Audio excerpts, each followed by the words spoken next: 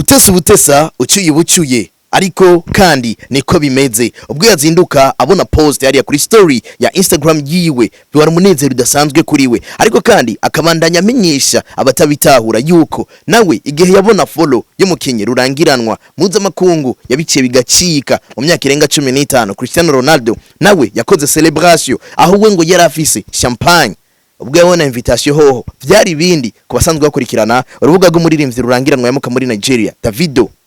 Sabi yazindutse yandika amajambo atangaje cyane ariko kandi adatangaje kwasanzwe bamukurikirana mwakino gihe aho yagize ati urugambo rwanje murarukizwa nande. Nikaze cyane kuri The Real TV show. Je nitwa Alain The Real. Bimeze gute? Yo bigenza gute? Mbega ino collabo iri kiravugwa na bamwe mu bafana biwe. Birashoboka na cyane ko ari byinshi byace bikurikira igihe yarahejeje gupostinga ayo majambo ndetse na video ariko aratarika. Aho mbere benshi bagiye kuri Instagram kugira ngo bamaking sure yuko Sabi atereka rakora za base ziwe bya bindi bituma avugwa no mu gihe batari kararirimba. Mbega byari bimeze gute? Nikaze.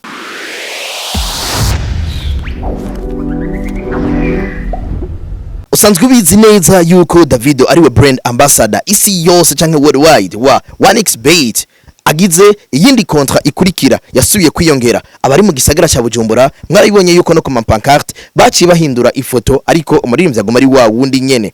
Sabi murabizi neza yuko mwakino gihe ari wasanze ari brand ambassador wa 1xBet kandi yavyerekanye baranavyerekana na 1xBet baranavyerekana aho ubona yuko yasinye kontra hari abaririmbyi benshi basinye kontra ariko bitasa nkaho habaye celebration nk'umuririmbyi Sabi biboneka yuko hari kandi karusho kahabaye kuko nomwe mu baririmbyi batanguye gukoresha ino code promo ya 1xBet. Habaye iki none ubwo Sabi yashobora kwerekana yuko hari bishasha biciye kusanzwe hagarariye ibikorwa vyiwe Kensp barerekanye yuko 1xBet harakarusho na cyane kuri match ya Manchester City ndetse na Real Madrid. Match ya Manchester City ndetse na Real Madrid barashoboye kwerekana yuko hari utundi turusho ukoresheje code promo ya Sabi 250 City ariko kandi byari bitangaje cyane hariya ku rubuga rwa Instagram aho muririmbyi Davido yamuka muri Nigeria asanzwe akora ibikorwa vyiwe cyane hari muri Leta Zunze Ubumwe za Amerika ndavuga USA yazinduka akoresha indirimbo ya Sabi imodokari indirimbo Sabi yemeza yuko benshi abana bo moji batigeze bakira nkuko byari bikwiriye ndetse yanavuze ati abana bo mu gisagara ndabinginze mumve ku mugongo nihere abakene bikorwa byanje namwe tudosura duhuri kindi gihe ndabaha ivyo mwipfuza. Iyo ndirimbo yakoreshejwe ku ifoto ya Davido ubwo ari karamamaza yuko hari uturusho tumeze neza ni waza gupari ukoresheje code promo ya Davido 1 hariya kuri 1xBet kuri match ya Manchester City ndetse na Real Madrid. Sabi yanditse ku rubuga rwiwe rwa WhatsApp aho mbere yakoresheje nino mvugo yagize ati mbega urugambo rwanje murarukizwa nande. Urugambo rwa Sabi aremera ko afise urugambo cyangwa Sabi aremera yuko ari umwe mu baririmbyi bafise amajambo mu gukanga abandi bakonkiha babo hano mu rubuga rw'umuziki. Urashobora kubuvyemera cyangwa utavyemera bivanye n'uruhando riko ariko bimwe mu bintu byagiye biravugwa hatandukanye mu makartier kuko ari ibintu byabaye mu gatondo kuno munsi igenekerezo rya 9 bavuze bati bamwe mu basanzwe bakurikirana umuziki w'u Burundi mu makartier atandukanye bagiye bagira bati aho wacu basanga bari koraharira bien sûr ko abantu bakurikirana umuziki usanga bari ku mbuga zitandukanye nk'abantu twagiye turabana nabo mu gihe kirekire bagiye baraduha inkuru zigiye zitandukanye twashobora kuhicisha kugira ngo twumve ko atacu bari ko baravuga.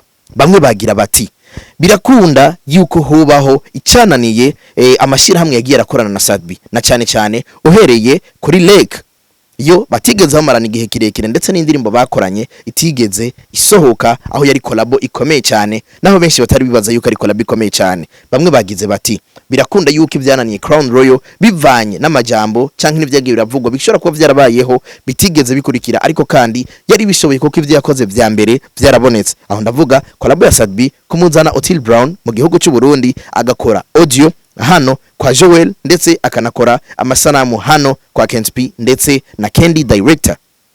Birashoboka cyane yuko hashobora kubaho collabo ariko bamwe bagira bati ico kintu ntigishobora gukunda kuba bahuriye mwishira hamwe rimwe umwe ari brand ambassador mu Burundi undi ari brand ambassador kwisi yose nicerekana itandukaniro vy'ukuri kuko yabasabi nawe yemewe nka Davido yari ko ari brand ambassador gira kabiri kwisi yose ariko nkuko philosophy yabivuze why not kiboneka nk'indoto z'ibisazi gishobora kuba indoto y'ukuri. Inyuma y'amasaha makeyi hari igihe cy'isaha 11 y'umugoroba n'iminota 23 aho Sadbi kandi yasubiza kuri story yiwe ya WhatsApp aho yandika agira ati I have very nice conversation and thank you for the essential remarks. Obio, my pleasure. Achashirako emoji zo gushima ndetse n'idrapo ya Nigeria ndetse n'iy'u Burundi. Bamwe bagize bati kashobora kubona agafoto yitoreye hano kuri Instagram Davido maybe ari live canke yarigeze kubona Davido ari live akagashirako n'amajambo yagira avugwa n'abatandukanye ariko apana the real.